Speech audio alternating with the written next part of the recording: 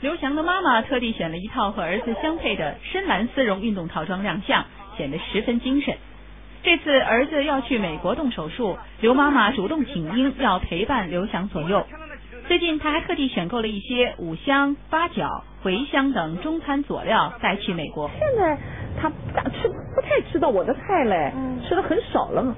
以前小时候就是他喜欢吃糖醋排骨啊，什么熬油牛肉丝啊，还有那个蘑菇炖鸡汤、老母鸡炖蘑菇汤这一类的，他特别爱吃蔬菜。而事实上，刘翔自从10多岁起上体校之后，已经有近11年的时间没能和妈妈朝夕相处了，难免有一些不习惯，但他还是希望妈妈能在美国过得开心。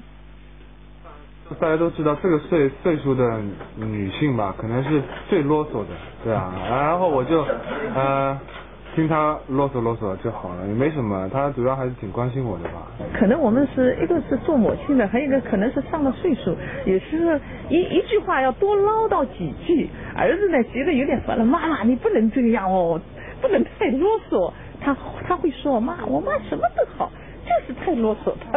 过去就是还是让他能够开心点，放松一点，能够其他的没什么，因为小时候都在一起的嘛。然后上体校啊，后来到上海队啊，然后就自己一个人了，对啊，过集体生活，所以说